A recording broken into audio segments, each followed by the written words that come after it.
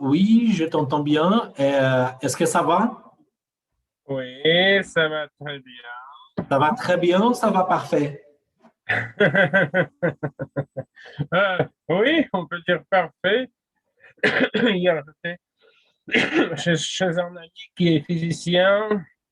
Voilà, nous avons passé une très belle soirée en parlant physique, des choses intéressantes, voilà, dans les mathématiques.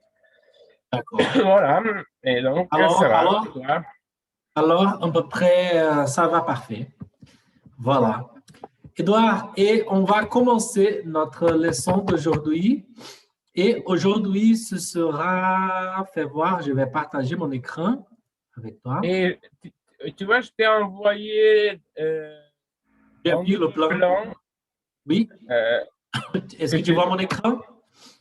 Oui, je vois ton écran. Voilà, et D'accord. donc Donc, oui, oui. c'est le hindi et le urdu. Voilà, donc la leçon dernière, on a vu le sanskrit, on a parlé et on a parlé du sanskrit et aujourd'hui, dans la leçon, la troisième, la treizième, on va Non, parler 13e. on va parler du hindi et et un petit peu du ourdou. C'est ça, Edouard? Oui, c'est ça. Voilà. Et donc, tu vas utiliser ce plan ici que tu m'as envoyé la dernière classe, hier. Euh, Attends, non, c'est l'avant-dernier parce que hier, je t'ai envoyé un autre plan. Oui, j'en ai ici. En seconde. Parce que celui-ci, c'est sur le sanskrit. Hier, je t'ai envoyé le plan sur justement, sur le hindi et le urdu.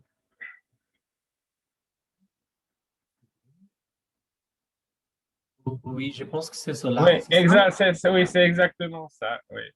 Voilà. Edouard, donc, on commence. Allons-y, s'il te plaît. Et avec grand plaisir. Donc, je rappelle que dans la culture indienne, le sanskrit a joué le même rôle que le latin, voilà, chez nous, et même plus davantage, parce que, je le rappelle, que il est enseigné dans des universités et même parfois on sort des journaux et des news euh, écrites en sanskrit. Cela n'empêche que, comme en Europe, euh, le sanskrit a donné euh, plusieurs variantes parlées euh, qui s'appellent les prakrites et qui ont abouti, ou plutôt un dialecte qui est devenu euh, la vraie langue parlée, c'est le hindi. Et donc, nous allons parler de hindi. Donc, la langue s'est créée environ au Xe, soit au XIIe siècle après Jésus-Christ, c'est-à-dire au Moyen Âge. Et donc, je vais vous parler de ça jusqu'à nos jours. Euh, le hindi utilise l'alphabet d'Avangali. Voilà. C'est une écriture alpha-syllabaire utilisée pour le sanskrit, pour le prakrit, c'est-à-dire la langue du Moyen Âge, le hindi et les autres comme le népalais, le marathi, voilà, et plusieurs autres langues. Qu'est-ce que cela veut dire, l'alpha-syllabaire? C'est-à-dire que une moitié des lettres euh, se prononce comme, comme chez nous, comme notre alphabet latin, et, tandis que d'autres lettres euh, constituent euh, une syllabe. Voilà, je te demande un peu de montrer le point 5, c'est-à-dire de monter un peu à la page. Donc, et on va prendre un peu une écriture fictive, mais qui peut expliquer ce que cela veut dire. Ce que cela veut dire, donc, verset un peu d'eau pour bien articuler. Voilà. La lettre K et comment écrire la voyelle qui. Donc, on peut expliquer ce principe du fonctionnement par un exemple fictif, soit un graphème consonantique donné dans un alphasyllabaire noté comme K. Ce graphème se lit normalement comme une syllabe composée d'une consonne, ici K, suivie par une voyelle par défaut, et dans notre exemple, c'est un A. Si l'on veut écrire K, il suffit donc d'un signe unique K. Mais pour écrire qui, il faudra recourir à un signe annexe ajouté au graphème K, K plus I. Pour écrire K seul, dans un groupe des consonnes, par exemple, en fin de mot, une troisième signe est nécessaire qui note l'absence de la voyelle par défaut. Signe représenté dans notre exemple par un petit astérix. K plus astérix. Un tel signe est souvent nommé halant. C'est un nom sanskrit qu'il porte dans les écritures de l'Inde, ou moins probant, par exemple, tuer, traduction de halant, peut être par allusion au fait que ce signe tue, c'est-à-dire fait disparaître la voyelle qui suit normalement la consonne, et l'on dit que la consonne est dévoyelée, c'est-à-dire disparue.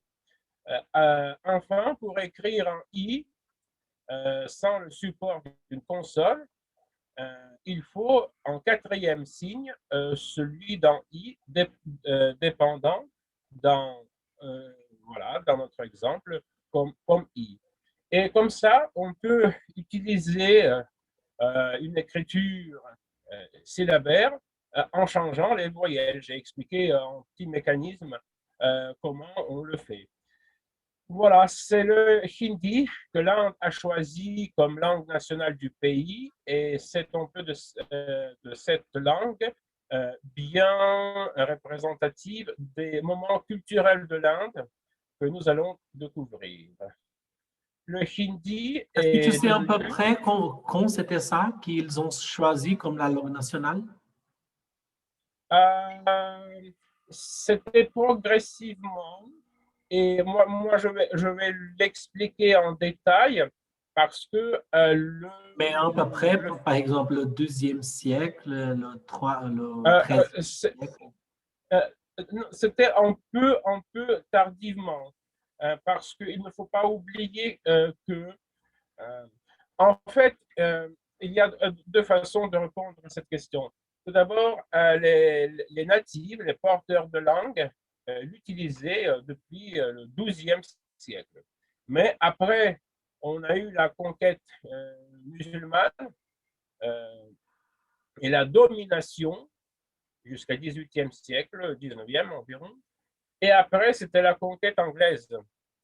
Et donc, pendant l'époque musulmane, il y avait une très forte influence par la langue persane, par le perse. Et pendant l'époque anglaise, c'était l'influence de l'anglais. Et donc, il s'agissait du bilinguisme souvent. Et c'est que seulement au XXe siècle qu'on a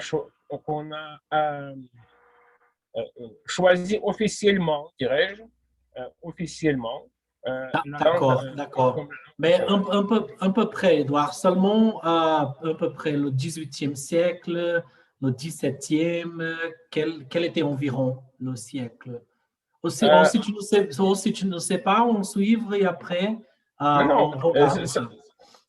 c'est ça ce que je viens de dire, c'est-à-dire il y avait le bilinguisme et il n'avait pas, le hindi n'avait pas le statut officiel de la langue nationale, mais il était toujours parlé. Voilà. Oui, Ça, mais la nationale, comme la langue nationale, tu sais c'est environ. au XXe siècle. Ah, d'accord, parfait, parfait. Allons-y. Voilà. Donc, qu'est-ce que j'allais dire? Ah oui. Le hindi est une langue très vivante, capable d'exprimer une large gamme d'émotions en utilisant des mots nuancés et simples, comme dans la poésie et les chansons.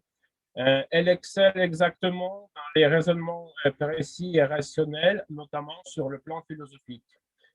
Au-delà de son exotisme évident, le hindi ne nous est pas étranger que nous le pensons et possède des points communs avec les langues européennes. Ça, on ne va pas s'étonner parce que c'est la langue indo-européenne.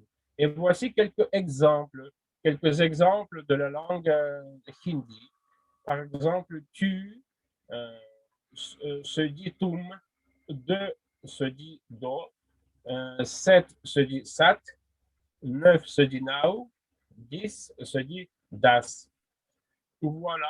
En plus, il y a les mots comme nam, euh, qui est en lien avec le mot anglais name, ou mater, matri, mère, mater en latin.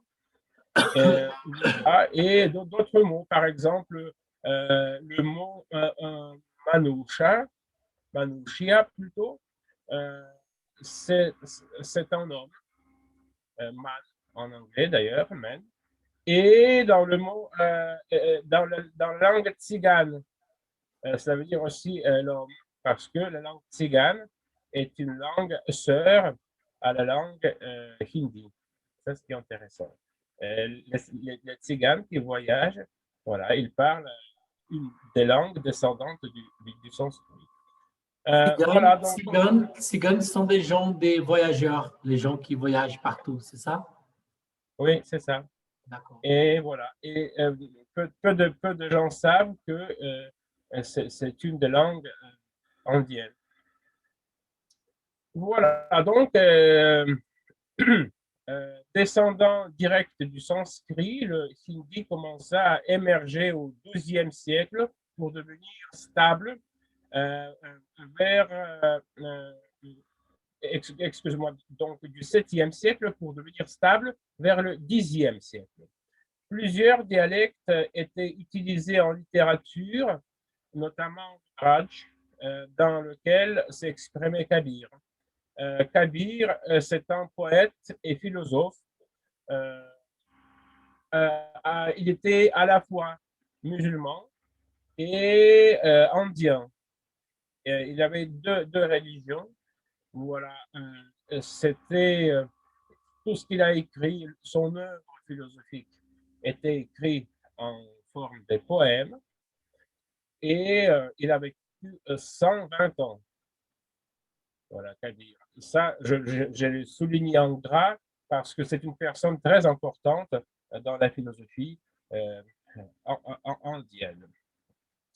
Voilà, donc nous allons passer au point 11.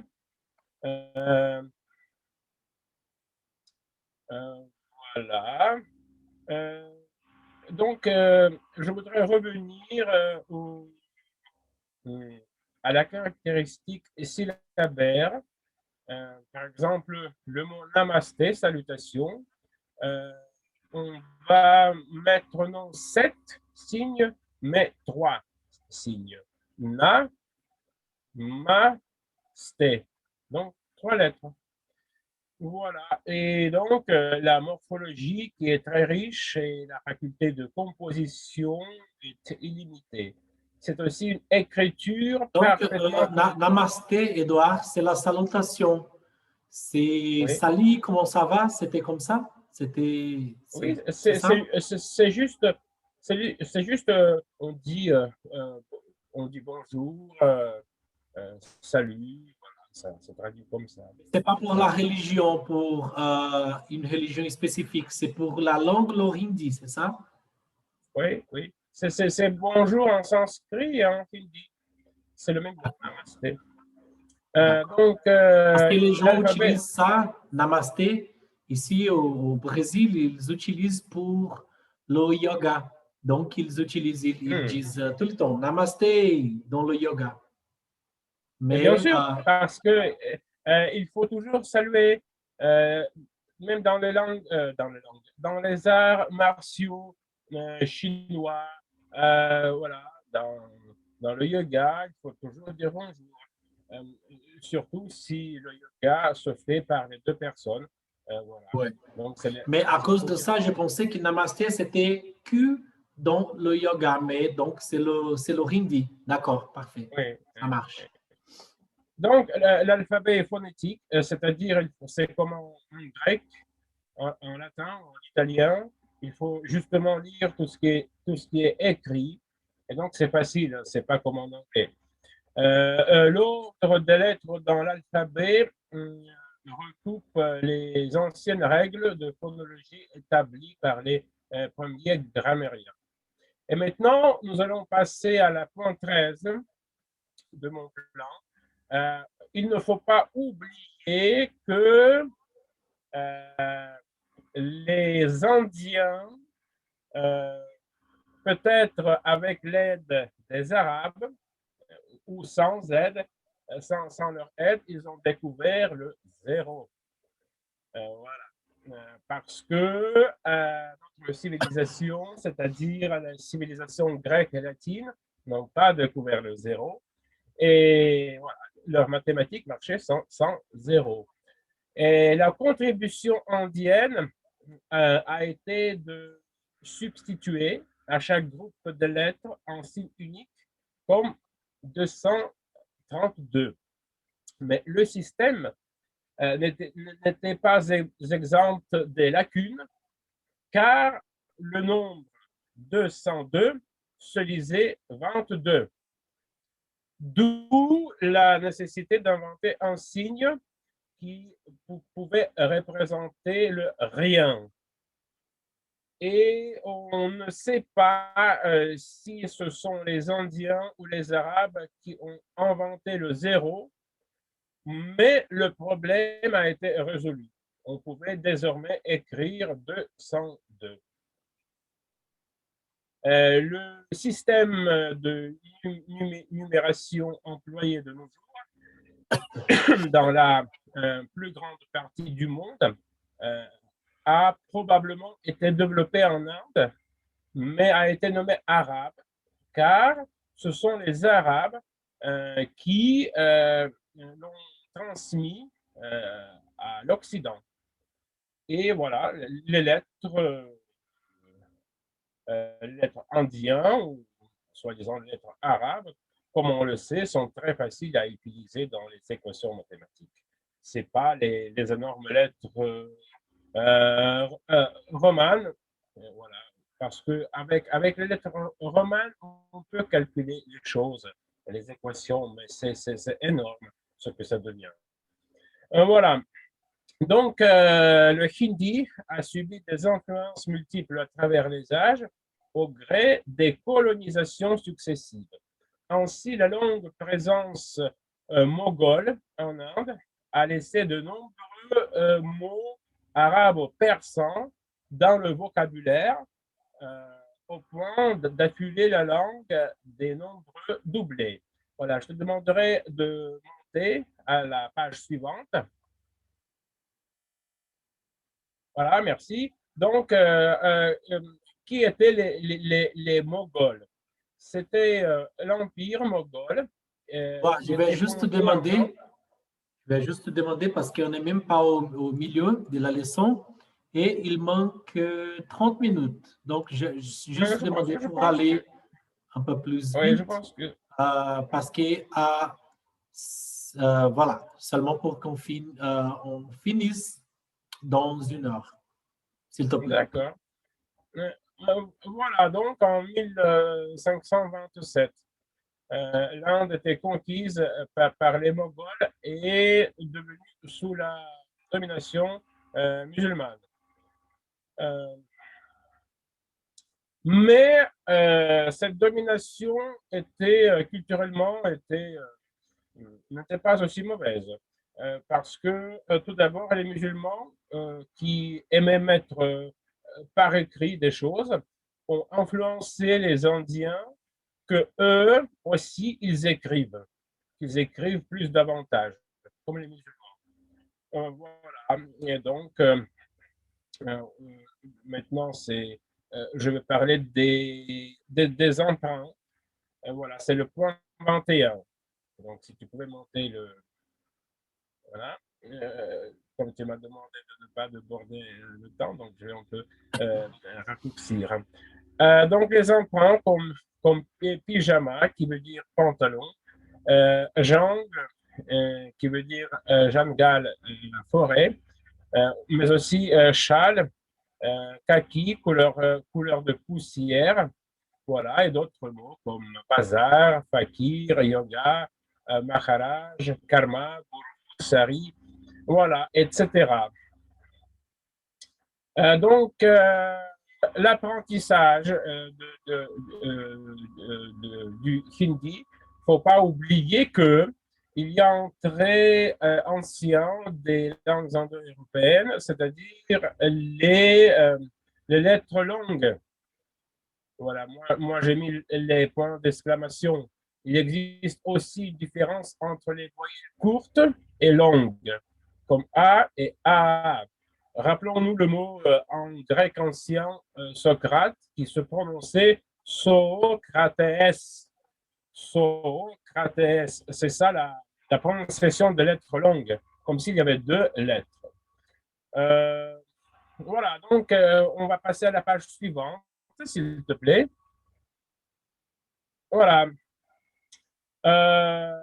Il y a une chose intéressante, le suffixe G, qui veut dire soit le respect, soit la tendresse. Voilà, et il est très employé, même pour dire non d'une façon douce. Et en préparant cette leçon, je me suis rappelé qu'en russe, il existe aussi une façon, d'une manière très douce, pour dire non. C'est la variante parlée, on dit niatushki. Au lieu de dire niet, on dit niatushki. Voilà, donc la façon douce de dire non. D'habitude, G comme Papa G, c'est un nom spirituel dans le philosophe, ou Pita, père, Pitaji, voilà, comme Papacha en russe d'ailleurs. Voilà, et d'autres choses. On va voir un peu la grammaire. Donc, il y a seulement trois cas, trois déclinaisons. C'est direct, qui est égal au nominatif, oblique, qui est égal à tous les autres cas, et le vocatif. Seulement trois cas. Donc, si tu pouvais monter la page. Et voilà. Donc, on peut davantage pour que le point 34 soit en haut, s'il te plaît. Parce que, oui, ici, il y a les exemples. Donc, est-ce qu'on a les articles en sanskrit? Et oui et non. C'est-à-dire qu'on sait que n'importe quelle langue européenne passe des déclinaisons vers les articles. Et donc, on peut dire que c'est un état soi-disant un peu intermédiaire parce que, comme dans toute autre langue européenne, les déclinaisons disparaissent et les articles apparaissent. Mais en guise des articles, on utilise les ordinaux et les adverbes pour désigner une chose. Parce qu'il ne faut pas oublier que l'article, c'est est né pour concrétiser la chose, pour désigner la chose, pour la rendre concrète. Donc, voilà. Et donc, ce sont les ordinaux et les adverbes, plutôt. Donc, kek, Voilà. Le, ça se dit U ou B. Une, un ou une se dit ek. Un nombre se dit ek aussi.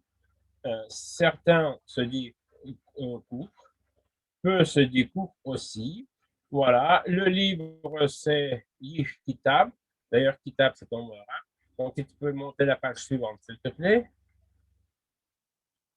Le plus intéressant, c'est elles sont les lettres qu'elles sont très difficiles d'assimiler, de fixer dans la pensée, de retenir Oui, dans la pensée, parce qu'elles sont tellement différentes. Je suis en train de, comme je te dis, d'étudier l'alphabet et quelques mots en indien, en japonais aussi, mais c'est oui. très difficile de retenir parce qu'elles sont très différentes, donc il faut faire la revision tout le temps, mais voilà. Même si le hindi, il devient du sanskrit, qui c'est une langue mère, aussi pour le latin, elles sont beaucoup éloignées. Beaucoup. Non, elle n'est pas la langue mère au latin. Je rappelle toujours que c'est l'indo-européenne. La langue indo-européenne qui est mère et le latin, comment dire, se trouve soi-disant à la même époque historique que Hindi. Excuse-moi. D'accord. Donc, j'ai fait Le la sanskrit, confusion. le latin, Donc, le c'est la même époque. sanskrit, c'est la mère. Après, ça vient la langue indo-européenne. Non, au contraire. La La langue langue mère indo-européenne, le sanskrit et le indo-européenne, latin. oui, Edouard, c'est pour ça qu'on a besoin, Edouard, c'est pour ça qu'on a besoin. Attends une seconde.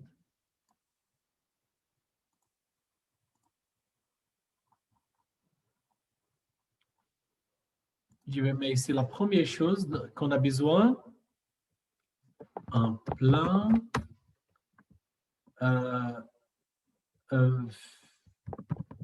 des langues étudiées. On a besoin d'un plan, avec toutes les langues qu'on a étudiées, par exemple, la langue mère. Quelle est les langues originées de ces langues? Par exemple, la langue mère, c'est le sanskrit, c'est ça? la langue mère de toutes les langues européennes, c'est la langue indo-européenne. D'accord, les Et langues le sanskrit, indo-européennes. oui, et le sanskrit occupe le même niveau que le latin. D'accord, parfait. Ce Donc, sont les langues langue descendantes. européenne, c'est comme s'il était ici langue européenne, après le sanskrit, le latin ici, et elles ont Oui, branché les le autres. grec, les slaves et les germaniques, tout ça, c'est la même époque.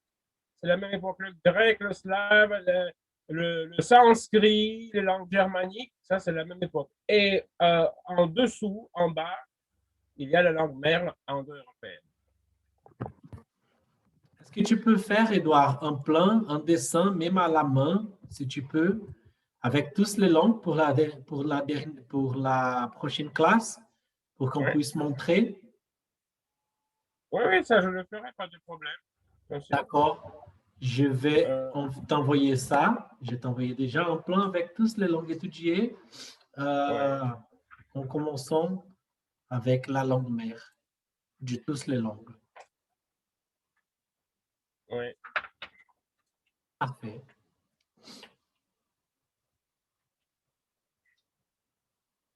Voilà, donc qu'est-ce qu'on peut dire aussi? Donc, si tu Ici, le pouvais, 41, le livre. on va passer à 46. Donc, on va parler de l'ourdou.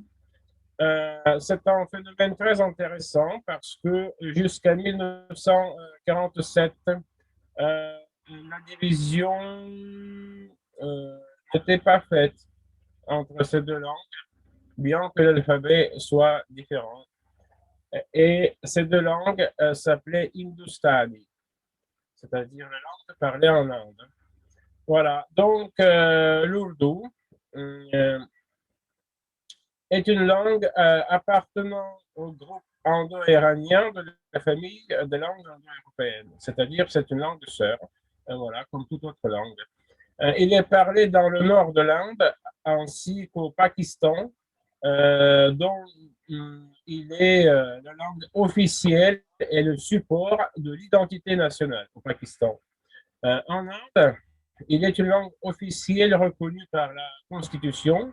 Il s'écrit en alphabet perso-arabe et plus de 165 millions de personnes utilisent l'ourdou, dont 60 à 80 millions qui l'utilisent comme la première langue. Donc, la proximité avec d'autres langues. Il est très proche de hindi par sa syntaxe et sa morphologie. C'est pour ça que je ne vais pas revenir à la grammaire avec les cas, avec voilà, les déclinaisons, parce qu'elles sont les mêmes. Elles sont les mêmes. Donc, l'ourdou a fait de nombreux emprunts lexicaux à l'arabe et au persan, langues qui ont introduit dans son système phonologique des phénomènes supplémentaires. L'écart avec le hindi a eu tendance à s'accroître après la séparation de l'Inde et du Pakistan en 1947, du fait d'une répersalisation, c'est-à-dire la renaissance de l'influence persane J'ai même de la ici langue. un plan avec le Oui. ourdou et le hindi où les gens ils parlent ça. Donc, le ourdou, il parle comme première langue dans plusieurs parties de l'Inde. Le hindi, il est plus au centre. Mais en fait, je pense que c'est plus au centre qu'il parle, qui a plus de personnes là-bas. Voilà. C'est seulement Oui. curiosité. Et puis après, on a là-bas le népali, le santali, le dogri, le bengali, sindhi, marathi, odia, telugu, kannada. Voilà. Oui. Voilà, donc on va passer au point 50, s'il te plaît. Donc, toutefois, l'écart avec l'Indie a depuis plusieurs décennies tendance à se réduire en raison d'influences croissantes de l'économie et du cinéma indien. Voilà. Pour reformuler la phrase, c'est que les gens qui parlent l'ourdou regardent la télévision et le cinéma qui est très populaire en hindi. Et cela accroît la connaissance du hindi parmi les gens qui parlent l'ourdou, bien que ce soit un peu faux de dire, parce que au niveau oral, le hindi et l'ourdou n'ont pas beaucoup de différence, sauf la religion, la philosophie musulmane, et ça, il y a des termes que les Indiens ne vont pas comprendre. Mais sinon, c'est un peu comme, je ne sais pas, c'est très proche, c'est comme un dialecte. Voilà, donc le point 51, s'il te plaît. Voilà, comme je dis, dans les faits, si un locuteur parle l'ourdou, s'adresse à un locuteur parlant le hindi, sans utiliser de termes ou d'expressions relevant du domaine religieux, les deux locuteurs se comprendront parfaitement. Seuls les accents propres à certaines régions indiqueront une légère différence parfaitement surmontable. Le hindi et le ourdou, deux langues très proches, sont parlées par environ 530 à 540 millions de personnes en 2018, et c'est la langue maternelle et seconde dans dans tout le sous-continent indien. Et cet exemple de deux langues est très proche, très similaire à la langue comme le yiddish et l'allemand. Voilà, la principale différence entre le hindi et le ourdou est basée sur le fait que l'ourdou a dans son vocabulaire de nombreux mots issus de la religion musulmane. Donc, à l'écrit, c'est l'alphabet arabe pour l'ourdou, qui est complètement illisible pour les gens qui écrivent le hindi.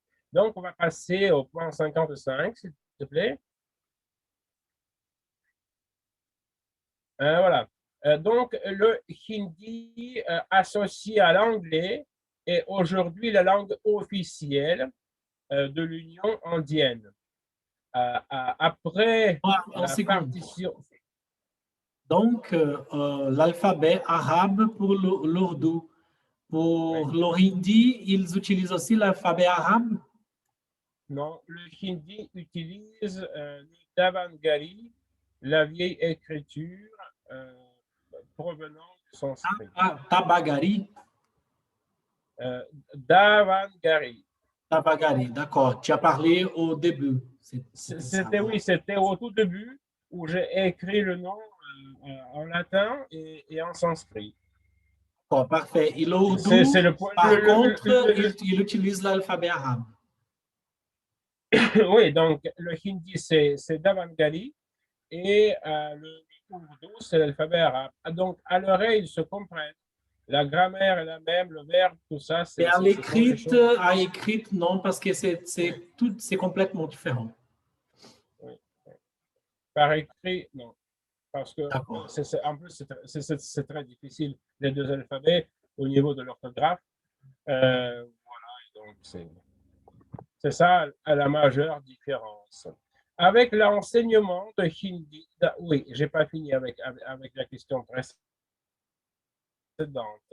Donc, Seulement la pour toi, domination. parce que je pense que tu n'as pas amené un exemple, donc l'écrit arabe. Donc, son apprend l'arabe, Ouais. son apprendre comment on écrit en arabe, on peut bien écrire en ourdou, c'est ça? Oui. Oui, exactement. Parfait, ça. Donc, une personne qui apprend l'arabe, c'est meilleur de cette personne apprendre le ourdou que le hindi, parce que ça devient plus facile, c'est ça? Oui, si on apprend via l'écriture, avec l'écriture, bien sûr, c'est D'accord, plus donc je facile. pense que je vais plus apprendre le hindi, je vais apprendre là le ourdou maintenant. Parce Oui, que je suis en train légèrement. d'apprendre l'écriture de l'arabe et je ne vais pas apprendre l'écriture du hindi parce que bon Dieu, c'est beaucoup ça.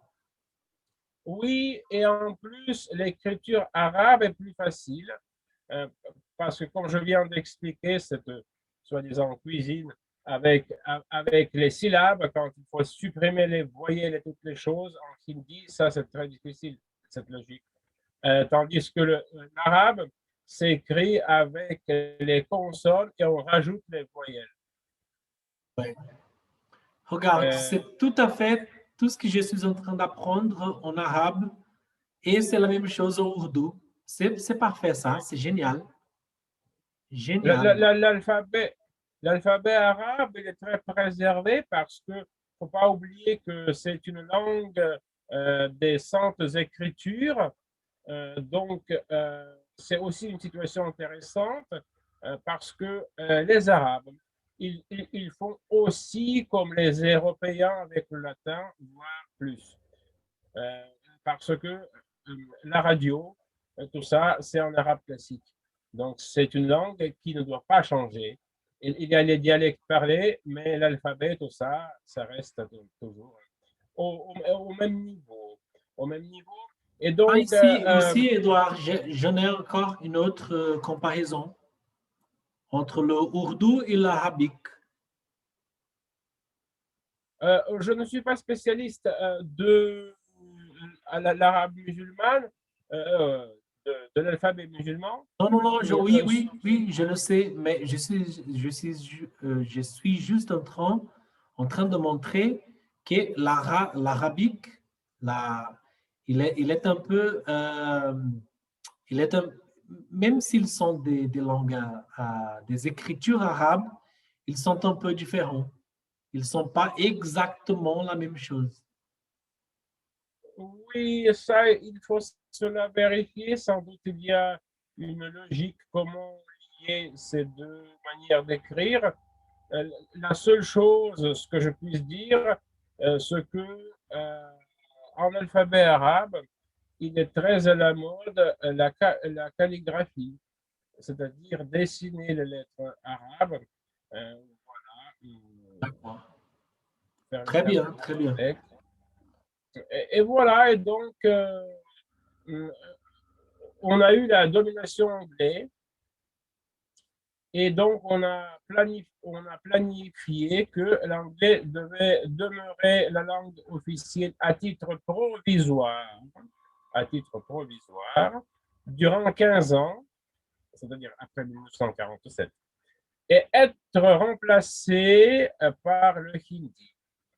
Voilà, donc on a transféré l'enseignement en hindi, surtout dans les États du sud de l'Inde.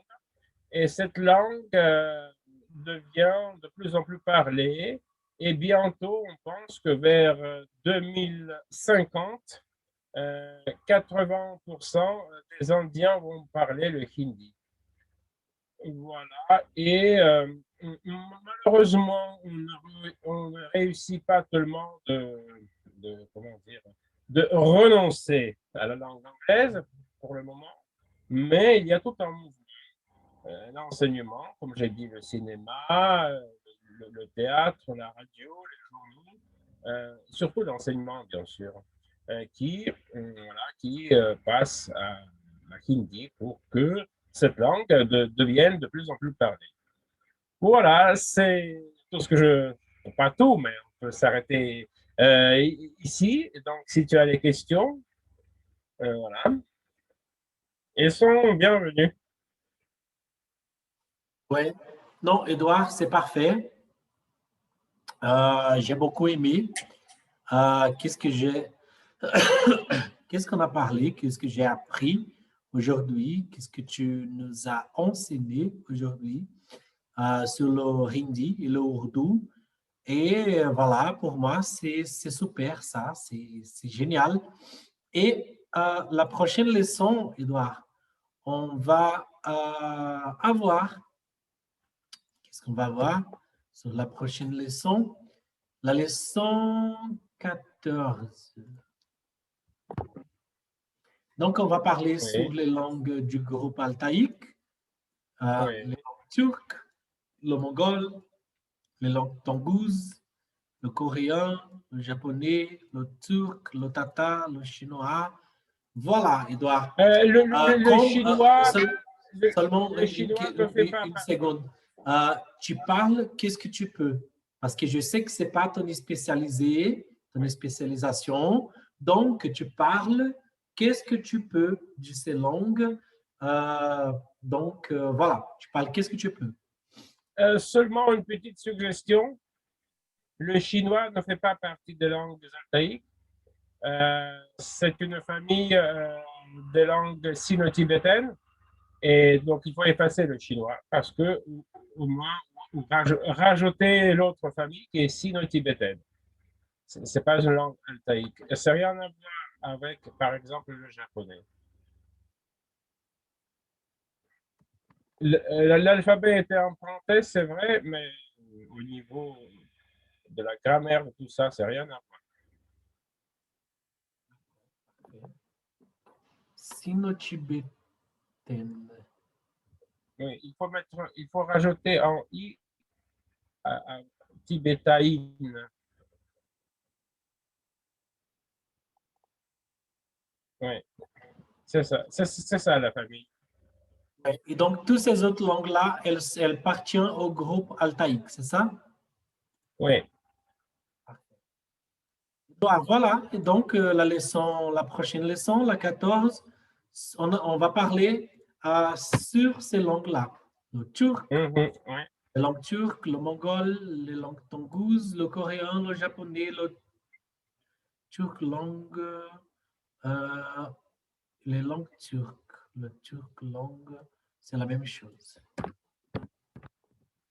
Le tatar, donc ça du turc, voilà. Oui, surtout, j'ai étudié un peu de tatar et de turc. Voilà. Parfait, Edouard. Donc, c'est ça. Et on se voit la prochaine leçon. Et voilà, c'est ça. Merci beaucoup, Edouard. Merci Je t'en infiniment. prie, c'est un plaisir.